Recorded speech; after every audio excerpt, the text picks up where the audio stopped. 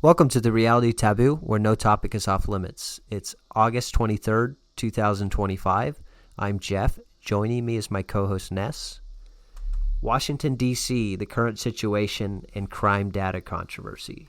On August 11, 2025, President Trump invoked Section 40 of the District of Columbia Home Rule Act, declaring a, quote, crime emergency, end quote, and placing the Metropolitan Police Department, MPD, under federal control. This is unprecedented in D.C.'s history. The move allowed federal direction of the city's police for an initial 30-day period. Over 2,000 National Guard troops and federal agents, including DEA, FBI, and Park Police, were deployed to the city, some authorized to carry weapons. Trump framed this as a necessary measure to restore safety, clean up streets, remove graffiti, and support local law enforcement. Polling shows that most residents notice the federal presence, but only about 18% say they feel safer, while 61% report feeling less safe. Republicans in Congress are pushing to expand Trump's authority. Trump and GOP allies have also suggested exporting this model of federal police control to other cities such as Chicago.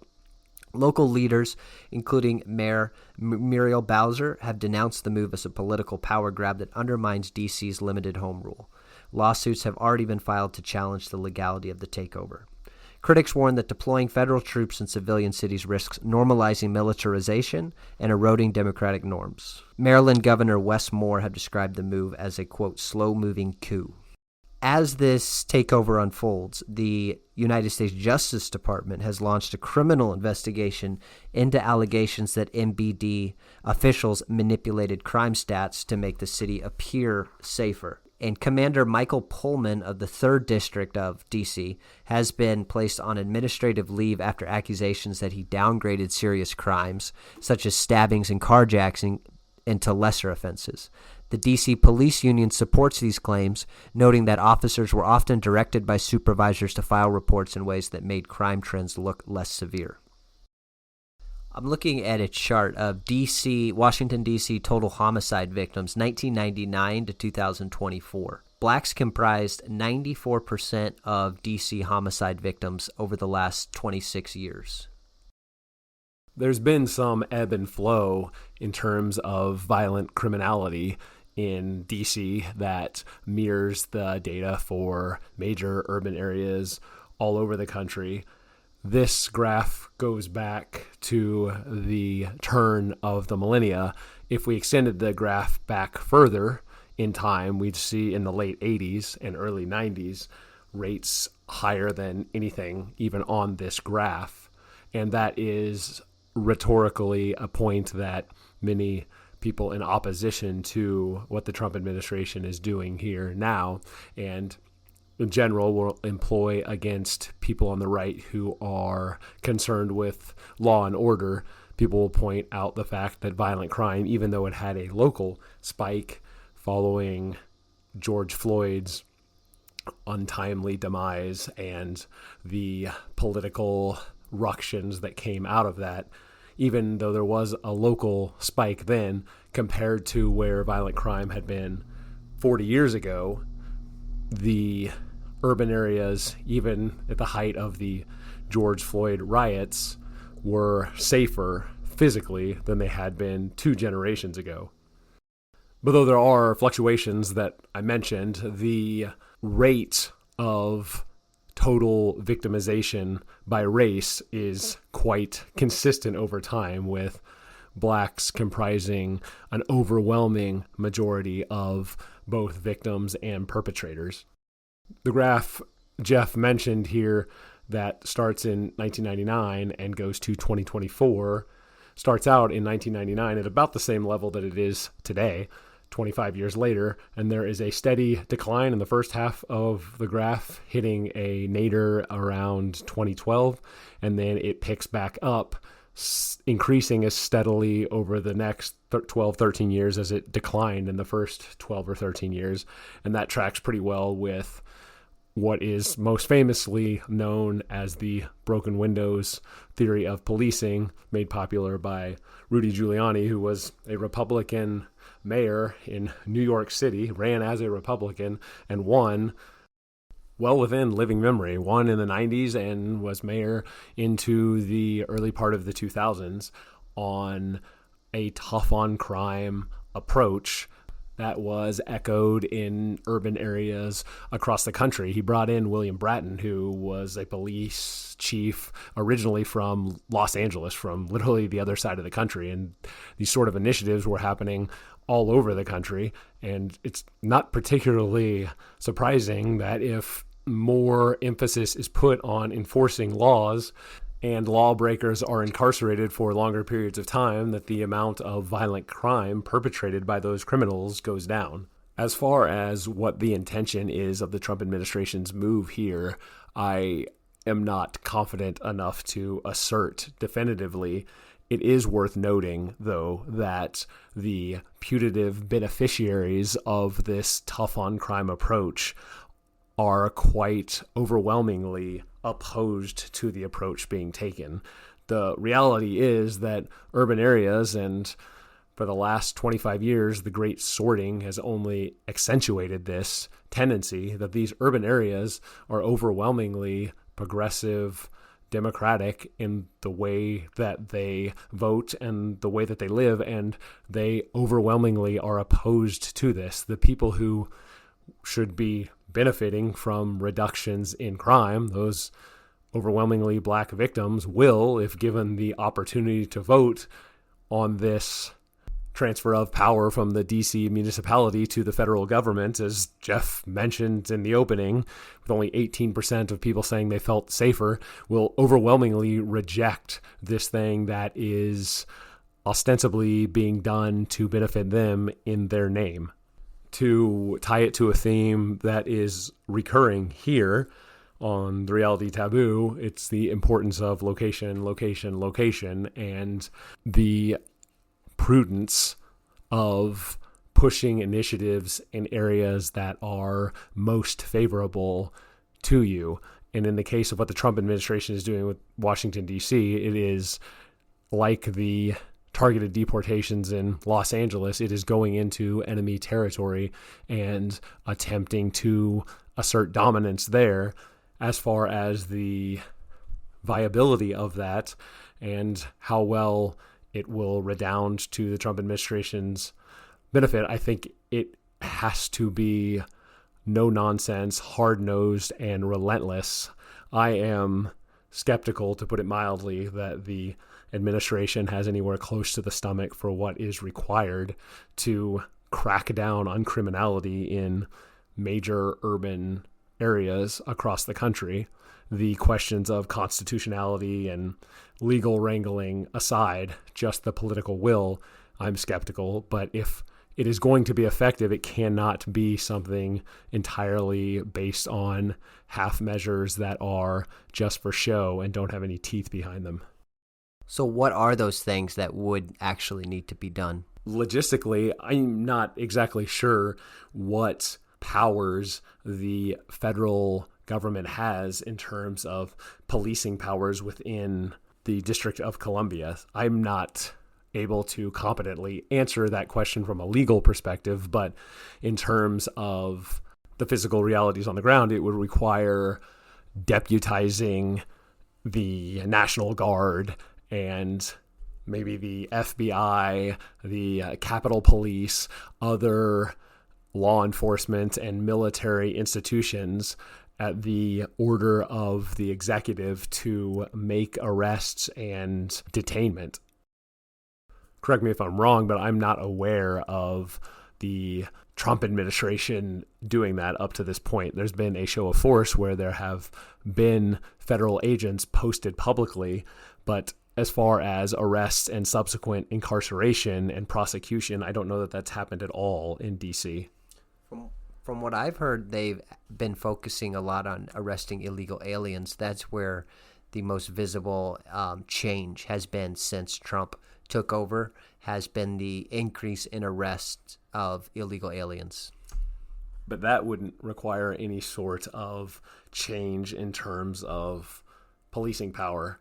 That has always been the purview of the federal government. And so I think if that is all it is, then that argues in the direction of it being more a political stunt without any teeth behind it. It's just a show of force that doesn't result in any significant change in the way that DC, let alone other major urban areas in the United States, are administered. So you think it's more show than action? So far, I think it's hard to argue otherwise. I'm not even exactly sure how it would manifest other than, like I said, arrests being made and people being detained, including officials of cities like Washington, D.C., being frog marched out and prosecuted by the Justice Department.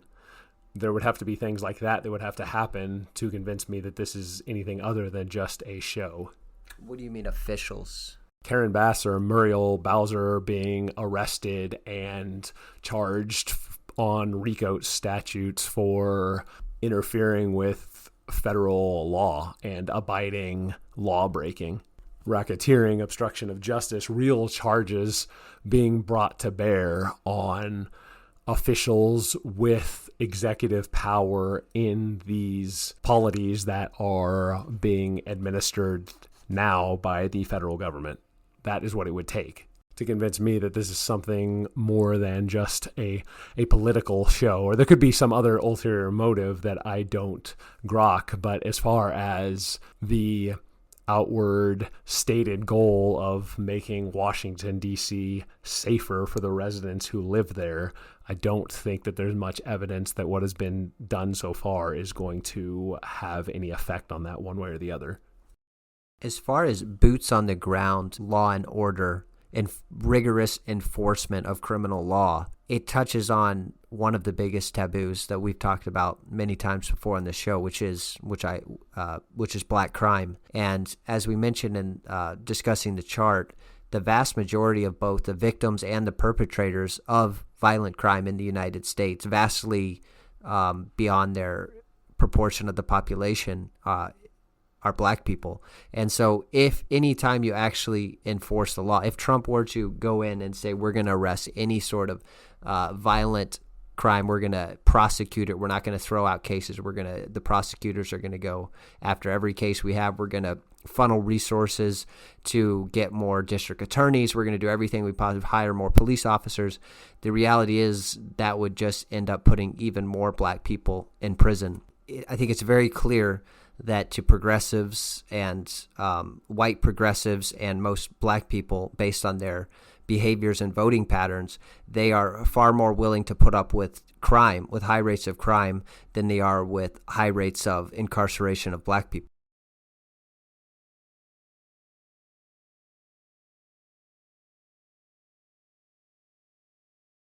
The clearance rate for homicide, for murder in urban areas across the country, in cities like Washington, D.C., and Chicago, Los Angeles, Houston, and Kansas City, and Memphis, are on the order of 50%.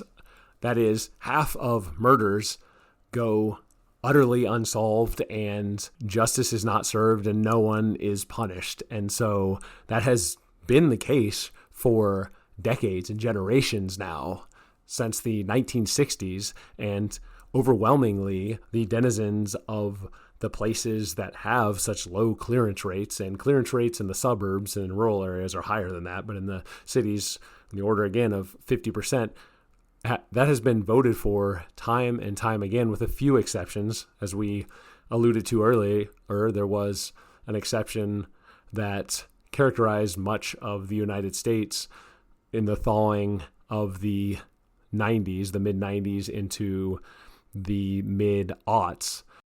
But other than that somewhat aberration, consistently, the people who live in these places vote for the system to exist as it exists now, as Washington, D.C. exists now. And all that Ness just laid out helps explain and put into context with a comment I heard recently on one of several of the very progressive liberal podcasts and news sources I consume.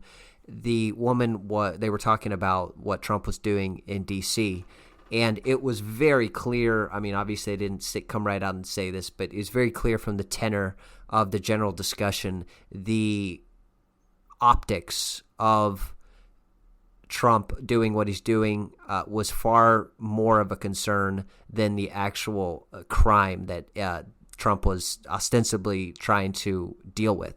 So, for instance, the most appalling thing to them was the idea of that apparently somebody in the Trump administration, they put out a list or a compilation of mugshots of most wanted or wanted criminals in the D.C. area. And predictably, as we should be clear from previous discussion, overwhelmingly, if not all, of the mugshots were of black people. And that idea of the horrible stereotypes and racism that disseminating mugshots of black people, that is the true evil. That is what needs to be avoided. And if the cost of avoiding disseminating mugshots of black people, if the cost is higher crime rates, white progressive liberals are happy to accept that. And not just white progressives, of course, the vast majority of blacks as well. The disparate impact to these groups is far more offensive than the actual criminal acts that are occurring and that are perpetrated by the people who end up in these mugshots. Of course, in a high crime metropolitan area such as D.C., or this would apply in St. Louis and Kansas City and Memphis, the distribution within that city of the crime is certainly not uniform. So there are pockets of the city where the vast or disproportionate amount of the violent crime occurs. And so I would bet my life savings that the white liberals who are so clutching their pearls about mugshots being disseminated of black people, they are not living in the high crime areas of those cities. They are living in the Tony parts of those high crime cities.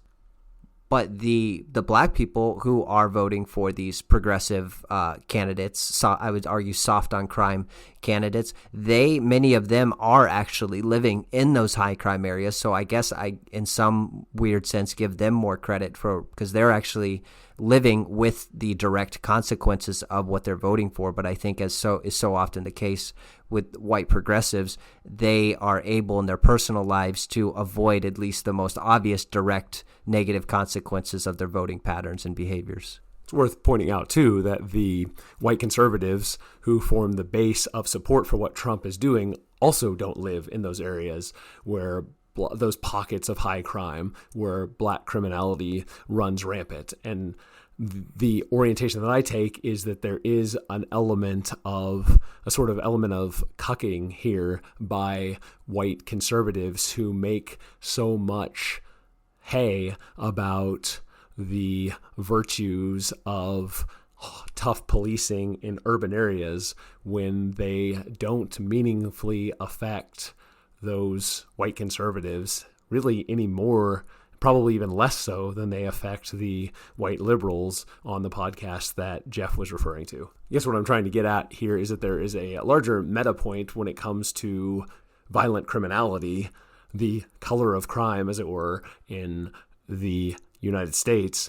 It is overwhelmingly a story of black perpetrators and black victims, and the white leftists who are opposed to a federal takeover and subsequent crackdown on crime are offended by the idea of blacks being arrested disproportionately, and the white conservatives, the MAGA movement that also doesn't live in those urban areas and suffer direct consequences of the crime, are disturbed by the idea of criminality going unpunished. But in both cases, these are largely abstract ideas for the groups that, outside of the black residents of the areas affected, are driven by. And I think if you wanted to try to give a philosophical overview or a first principles or explanation for why, as I said, the liberals, white progressives are more offended by the dissemination of black people, of mugshots of black people than crime itself, I think it gets to this idea of the America's original sin of slavery. And so in a certain sense, these progressive liberals are certainly not Christians in large part, but they do believe in a sort of original sin where America's original sin in this paradigm is slavery, and so any sort of crackdown or any sort of negative effects that America or that white people face in the United States from black people, it is sort of, I think they wouldn't say this directly, but I think the conclusion is that white people essentially have it coming. And so we're atoning for the sins of America, and part of that atoning, the perpetration of violence. Yes, I think it's undeniable that there is an element of racial vengeance that is motivating the perspective of both white leftists and of blacks in urban areas, even if the reality on the ground is that blacks mostly kill other blacks.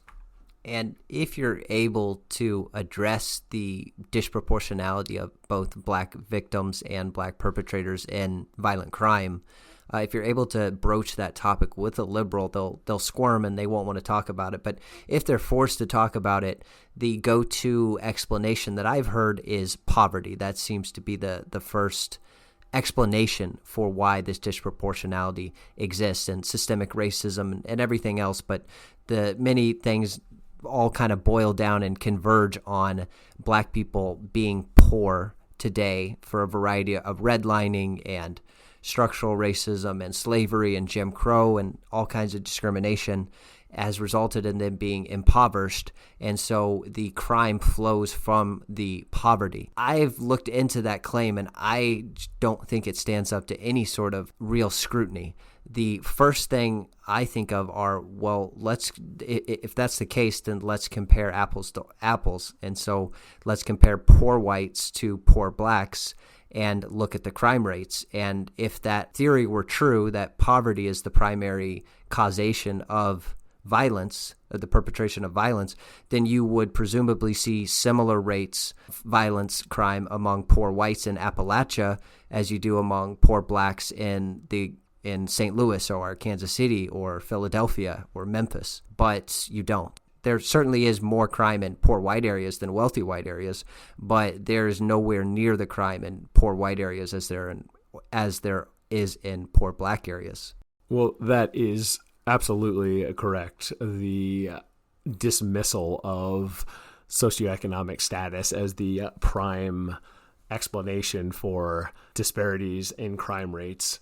Just make a comparison of blacks and Hispanics. The black violent crime rate is about almost 5 times as high as the Hispanic violent crime rate, and the median income difference between blacks and Hispanics in the United States is less than $10,000. So if poverty was what was driving criminality, then there would be much less divergence in black crime versus brown crime. I think there is a stronger argument that can be made in terms of the correlation between poverty and dysfunctional behavior. The focus on criminality here does set up the debate such that blacks do look worse than whites. But if we just look at dysfunction, namely if we look at self-destructive behaviors, we see that in many ways that is more concentrated among impoverished whites than it is among poor blacks. The suicide epidemic, deaths of despair, all of these things tend to be concentrated more heavily in poor white areas than poor black areas. In a sort of dark, humorous way, the libertine ethos that is put forward by white leftists and white conservatives alike, the American tradition of having ownership of oneself, frames the debate in such a way that self-harm is not looked upon nearly as negatively as the perpetration of harm against others. And so because this is the filter that people in the West and Americans in particular see the world, it sets up a situation where black criminality is greater than criminality among poor whites is. Poor blacks, middle income, even high income blacks having higher crime rates than whites across the socioeconomic spectrum. The reality of the situation is that homicide is largely a black expression of dysfunction, while suicide is a white expression of dysfunction. We've talked about violent crime rate multiples by race. It's worth taking a moment here in service to the points we're making to point out the differences in suicide rates by race. Whites are twice as likely to commit suicide as blacks are. American Indians are the most likely to commit suicide at 3 times the rate of blacks. The Hispanic and Asian suicide rates are comparable to those of black. So as far as the major racial groups in the United States, they're commonly understood: whites, blacks, Hispanics, and Asians. Blacks, Hispanics, and Asians are all grouped together at a rate that is quite similar, and twice that rate of all of the non-whites, for all of non-whites, is the rate for whites. Whites are twice as likely to commit suicide as non-whites.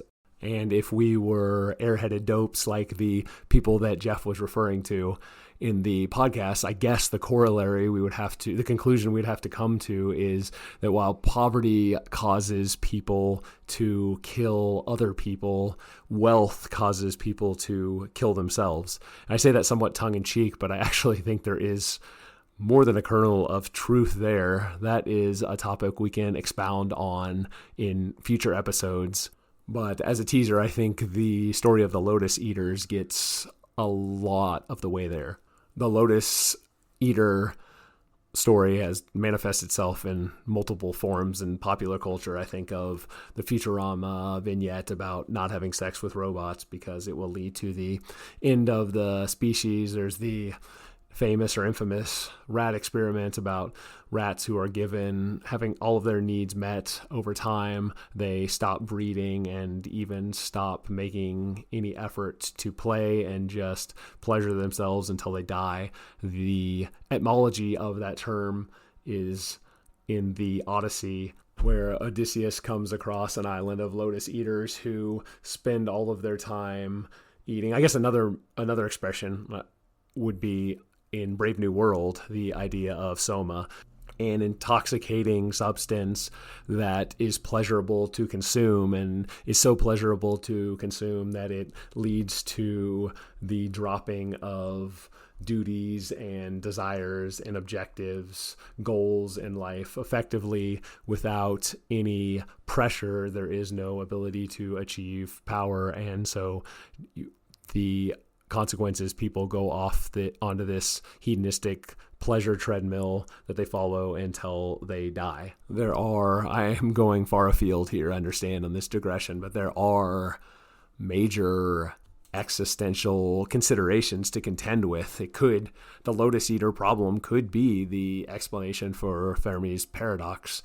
the question of why, with a universe so huge with untold number of galaxies, why has there not been evidence of advanced civilization? What are the chances that it wouldn't exist anywhere else?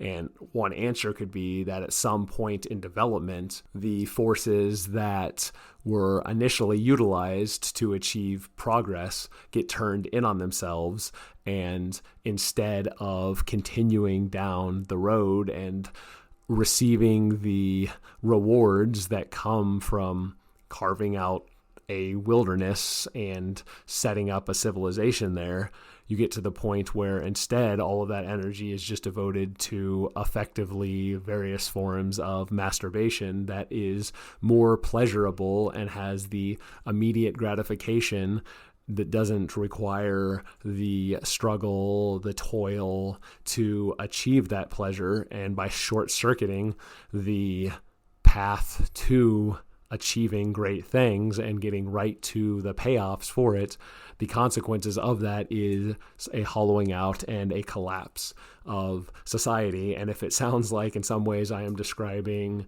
the late age of the Western world with crumbling, cratering fertility rates and family formation plunging and the quiet quitting and the lack of aspirations, the dropping out of society to get lost in the virtual world or to take self-destructive but pleasurable and much enhanced compared to the past drugs and the like, that is not something that is entirely unintended on my part.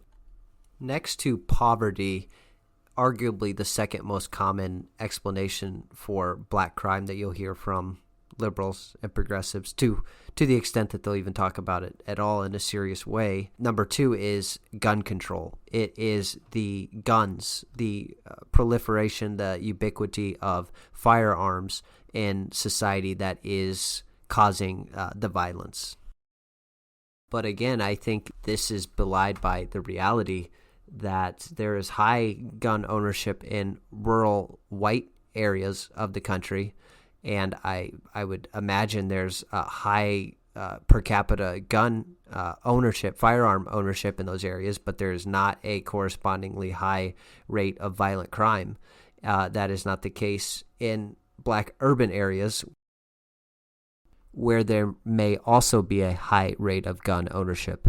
So if you're trying to find the key X or the variable that most saliently explains or shows the causation of high crime rates, I don't think it's either poverty or gun ownership. At the risk of sounding overly reductionist here, it is not poverty that kills people. Poverty doesn't kill people. Guns don't kill people. In America, black people kill people, and primarily other black people. Whites are far and away the most likely racial group to own a gun. Gun ownership rates among whites are 38% in the United States, among blacks 24%, among Hispanics 20%, and among Asians just 10%. So there really is no correlation or ordering one way or the other between violent criminality and gun ownership rates by race. Asians are the least violent in terms of criminality in the United States, and they are the least likely to own guns. So in some sense, that data point kind of fits the guns cause crime, not people causing crime. But then white Americans, who are a much larger portion of the population, are the most likely to own guns, and they are less criminally inclined than blacks or Hispanics, with ownership rates. White ownership rates are more than 50% higher than that of blacks and Hispanics. Tangentially, it is often assault rifles that take a lot of the attention and bear a lot of the brunt of anti-gun measures. It's worth noting that rifles may constitute, as deadly weapons, constitute less than 10% of all gun homicides in the United States. Handguns constitute more than 90% of all homicides by firearm. And so it is not the rifles that are killing people. It is, if guns kill people, then it's handguns that kill people, not rifles that kill people. As I mentioned earlier, even in violent cities, like DC or Memphis or St. Louis or Kansas City, the crime is concentrated in certain pockets, certain neighborhoods. So even within violent cities, there are safe areas and there are very dangerous areas. On a similar note, there are gang databases in many large cities. And so the police are aware of the relatively small number of mostly black people who are causing almost all of the violent crime. They are aware of them. And they know that if those people were taken off the streets, the crime rates would instantly, overnight, plummet. So the solution, or a solution to the crime problem, is very simple. It's very obvious, and it's very well known. It's the lack of will to do it is why crime rates aren't lower. If you want an example right now in 2025 of where that approach has been taken, perhaps to an extreme degree, is the country of El Salvador, led by the president Bukele, who has in September 2021, in response to critics accusing him of authoritarianism, said, translated from Spanish, that he is the world's coolest dictator. So he essentially took that approach of going after the relatively low percentage of the population who's causing disproportionately all of the crime, and those gang members. In the case of El Salvador, it's overwhelmingly gangs, organized gangs, who are causing the violent crime rate. It was obvious who they were, and Bukele just essentially arrested them all, just in huge sweeps, and stuck them in a mega prison where some actually illegal aliens from the United States have ended up. And now El Salvador is one of the safest countries in the world, where just a few short years ago it was one of the most dangerous. And so I think that it both shows what could be done if stopping violent crime was truly the top priority. It's clear why the left detests Bukele so much, because he is a walking, in some ways, refutation of their white progressive liberals' whole worldview. Or again, maybe it's not a refutation. Maybe the white liberals understand that that is the solution, the most obvious solution to dealing with the violent crime, but they are far more comfortable allowing the violent crime to continue than to take any sort of drastic action that would deal with the violent crime. Bukele is often called a fascist, and so in the cost of capital D democracy seems to be violent crime, that if you want to have a vibrant democracy, you're also going to have violent crime, and we just have to put up with it. That assertion, such as it is totally discombobulated and internally inconsistent. The last presidential election in 2024 held in El Salvador that Bukele won, he garnered almost 85% of the popular vote. I think I would be remiss if we didn't inject the spiritual element of this as far as why white leftists are so opposed and take so much umbrage at what Bukele has done in El Salvador, is, to put it bluntly, because they have sympathy for the devil. And Bukele's entire orientation is firmly underpinned by a very unapologetic, external, outward, publicly shared Catholic faith that the Bukele administration says is motivating the executive actions that they have taken. There is a separation of criminals from the public in El Salvador, but there is no separation between church and state. And as Jeff alluded to earlier, of course, with modern cell phone tracking technology, the panopticon could easily incarcerate the tip of the spear of violent crime in the United States by arresting not just those in the gang database, but having a dragnet that arrests everyone who is or has been in the vicinity regularly of those members of the gang database. Arrest them and arrest their associates through cell phone tower data, the cell phone signals that constantly meet up with those members of the gang database, arrest them and arrest 2 degrees of separation from them, and violent crime will virtually be erased. And to be a little more precise, I think that this is completely compatible with democracy. What it is not compatible with is liberalism. And those two terms are often sloppily conflated in the Western world, although saying it sloppy might be a little naive. I think they're intentionally obfuscated because they have feel-good sentiments attached to them. Really, democracy has more of an overwhelming feel-good sentiment attached to it in the Western world than liberalism does. So liberalism carries a lot of political baggage that the proponents of liberalism don't want to be saddled with for polemical and rhetorical purposes. But liberalism is really, or libertinism, to be even more precise, is what is at threat here, not democracy, as the example of Ukeli winning overwhelmingly, or say Vladimir Putin winning overwhelmingly in Russia, demonstrates. And on that happily dictatorial, democratically endorsed note, we'll sign off for this week. Thanks for listening. We'll talk to you next time.